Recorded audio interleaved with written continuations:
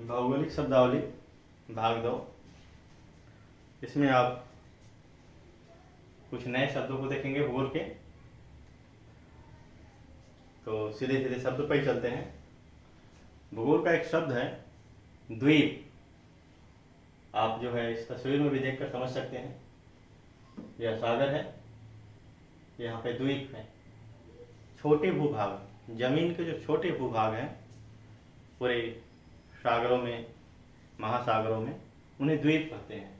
यहाँ देख सकते हैं, यहाँ देख सकते हैं। अगर उदाहरण देखना हो तो भारत के संदर्भ में अंडमान निकोबार द्वीप में बहुत सारे द्वीप हैं। यहाँ एक तस्वीर देख सकते हैं, ये कन्याकुमारी का है। यहाँ पर बहुत सारी छोटी मोटी चट्टानें हैं, उन्हें छोटे मोटे द्वीप बोल सकते हैं। अर्थात भूभाग जो चारों तरफ से सागर से घिरा हो, जल राशि से घिरा हो, उसे द्वीप कहते हैं। इसके बाद अगला शब्द है द्वीप समूह। आप जो है अंदाजा लगा सकते हैं या समझ सकते हैं। अगर द्वीप यह है तो द्वीप समूह क्या होंगे। इसी तरह बहुत सारे द्वीप अगर कंटिन्यू लगातार हों, पास्ट में हों, किसी भी पैटर्न में हों एक साथ, तो उन्हें कहेंगे द्वीप समूह। अर्थात द्वीपों का समूह जो समुद्र में एक दूसरे के समीप स्थित होते हैं, उन्हें कहते हैं द्वीप समूह। क्या बोलते हैं उसे? द्वीप समूह कहते हैं। आगे देखिए, एक शब्द है वलित पर्वत। यह भी बहुत मजेदार शब्द है, वलित पर्वत। पर्वत तो खैर बहुत प्रकार के हैं, लेकिन आपकी क्लास के लेवल के हिसाब से अगर हम इंटर कॉलेज तक की देखें तो वलित पर्वत काफ़ी संतुलित हो जाता है सिलेबस के अनुसार। तो वलित का मतलब वलन हो, जहाँ पर एक ऐसा पर्वत जो वलित हो, फोल्डेड हो। यहाँ देख सकते हैं, यहाँ पर बहुत सारी फोल्डिंग बनी है यूँ। इसमें जो है बेडिंग प्लेन है, बहुत सारे तरह की जो चट्टानें इसमें हैं, उन चट्टानों को यहाँ से कलर से डिमार्केट करके अलग अलग किया गया है। हो सकता है इसमें कोई क्ले हो, कोई सैंड हो, कोई चीका हो, कोई मोरम हो, कुछ भी हो सकता है। यह सभी जब एक साथ जो है इस पैटर्न में हो, अर्थात इसको देखने से लग रहा कि किन्हीं कारण से ये दबे होंगे, इन पर फोर्स लगे होंगे, वन साइडेड या टू साइडेड, कहीं से फोर्स लगे होंगे। फोर्स लगने से बेंड हो गए, मुड़ गए हैं, मुड़ने से बने हैं वलित पर्वत। अच्छा, ये वलित पर्वत नवीन वलित पर्वत हैं। पूरी दुनिया में जितने भी वलित पर्वत हैं ये नवीन हैं। प्राचीन वलित पर्वतों की बात की जाए तो अपना जो अरावली है, यह विश्व के सबसे प्राचीनतम पर्वतों में से एक है। अरावली जो कि गुजरात से शुरू होकर दिल्ली रेंज तक पहुंचता है। दिल्ली में जो है साउथ दिल्ली स्पेशली बहुत सारे कॉलेजेज हैं जो इसी अरावली पर्वत के ऊपर बने हैं। ARSD कॉलेज, आत्मा राम सनातन धर्म इंटर कॉलेज, ये भी इसी दिल्ली की जो है अरावली पर्वत के ऊपर है। यह प्राचीन वलित पर्वत है अरावली। भारत में देखें वलित पर्वत को तो हिमालय वलित पर्वत है, ठीक है। तो इस प्रकार वलित पर्वत को आप समझ गए। उदाहरण के रूप में भारत में हिमालय है फिलहाल। और अगला शब्द है मानक याम्योत्तर। मानक याम्योत्तर का मतलब है कोई एक देशांतर रेखा।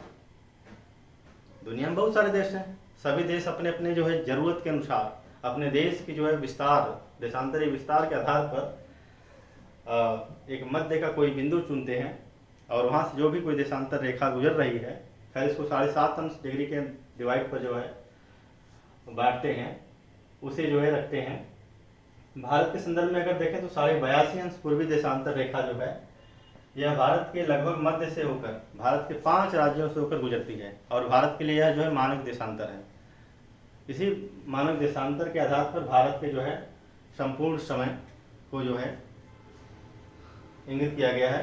भारत के लिए कहीं पर क्या समय है, क्या समय नहीं है, पूरा इसी के आधार पर है। इसमें देख सकते हैं आप, स्पष्ट रूप से दिख रहा है इसमें। यहाँ पर है 82.5 पूर्वी देशांतर रेखा।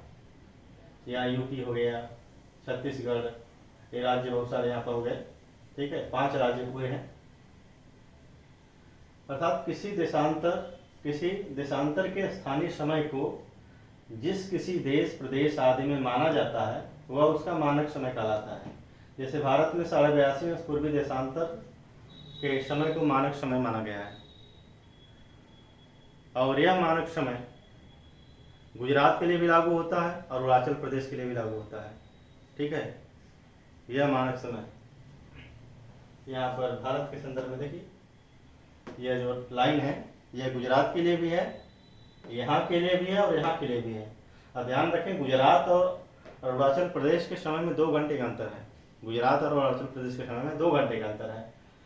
तो चूंकि भारत में 2-3 घड़ियाँ चलानी पड़ेंगी, अगर एक यहाँ मान लें, यहाँ मान लें। जैसे रूस देश में आपको जानकर आश्चर्य होगा कि भारत में आप जहाँ भी कहीं हैं घड़ी देखेंगे कितने बजे, 7। अगर आप गुजरात में हैं 7 बजे हैं, तो कोई बिहार में वो भी 7 बजे बताएगा, असम वाला भी, और अरुणाचल प्रदेश का। लेकिन रूस देश के संदर्भ में बात नहीं है। रूस देश में पूरी 11 घड़ियाँ चलती हैं, क्योंकि उसका देशांतरी विस्तार काफ़ी ज़्यादा है। अब भारत के संदर्भ में एक ही है।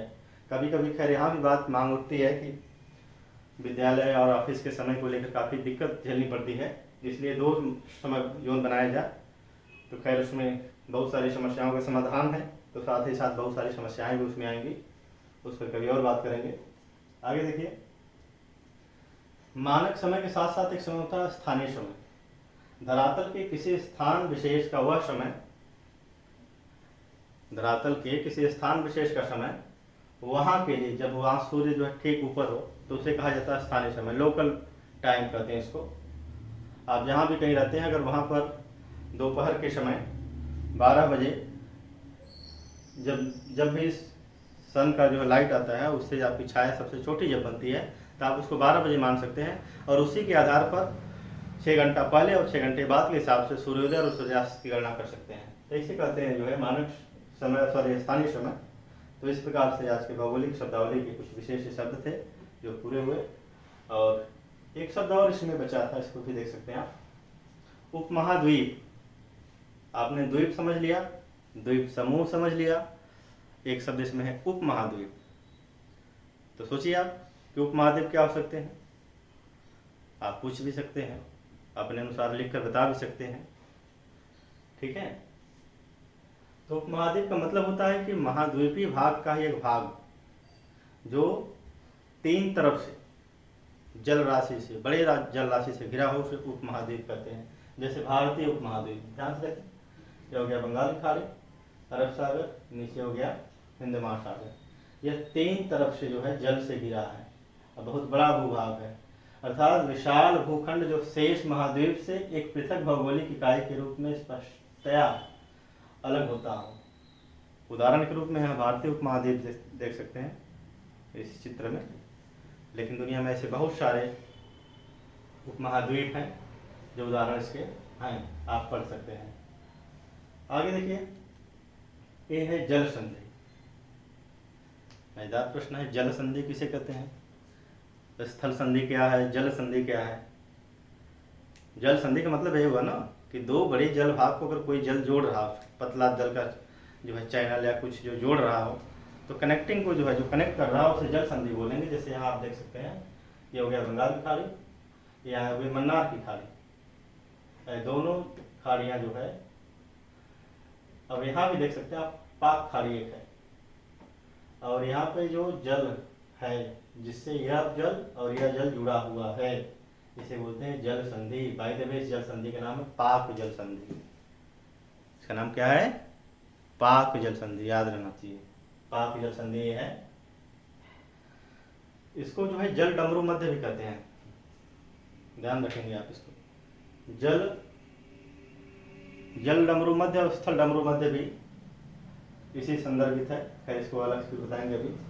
हाँ, आगे देखिए, खाड़ी लगभग 3 तरह से स्थल भाग से घिरा हुआ भूभाग। आप देख सकते हैं जो कलम है, ये बंगाली खाड़ी में की जो चित्र पर रखी हुई है, और यह 3 तरह से जो है जमीन से घिरा हुआ है, यह खाड़ी है। अगर यही काफी खुला हुआ होता है तो इसको बे बोलते हैं, खुले हुए भाग को। यह खुला ही है, दिख भी रहा है खुला है, बे। और ज्यादा खुल जाएगा इसको बाइट बोलते हैं, bite, Bay of Bengal. Bite कहेंगे तो कुछ और, ऑस्ट्रेलिया के पास बहुत सारे बाइट हैं। यह ज़्यादा घिर जाए स्थल भाग इस तरह से, तो इसको गल्फ बोल देते हैं। इसका नाम होता है gulf, like gulf of Mexico, ठीक है। इस प्रकार ये दर्रा है, बहुत सुने होंगे, नाथुला दर्रा, दर्राएँ जो बहुत सारे दर्रा के नाम याद किए होंगे, जोजिला दर्रा, शिपकीला दर्रा। खैर ला का मतलब ही होता है दर्रा। शिपकीला, ला का मतलब दर्रा होता है उस भाषा में, संभवतः तिब्बत भाषा है।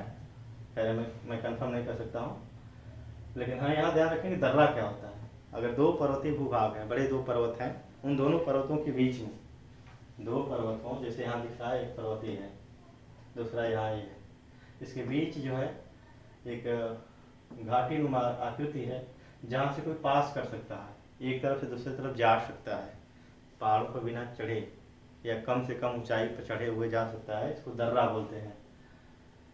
अर्थात पर्वत श्रृंखला अवरोध को पार करने के लिए एक सकरा कम चौड़ा रास्ता दर्रा कहलाता है। सकरा और कम चौड़ा रास्ता दर्रा कहलाता है। इस प्रकार हमको लगता है कि इतना पर्याप्त है, थोड़ी थोड़ी चीज़ सीखते रहेंगे। आज के लिए इतना, धन्यवाद।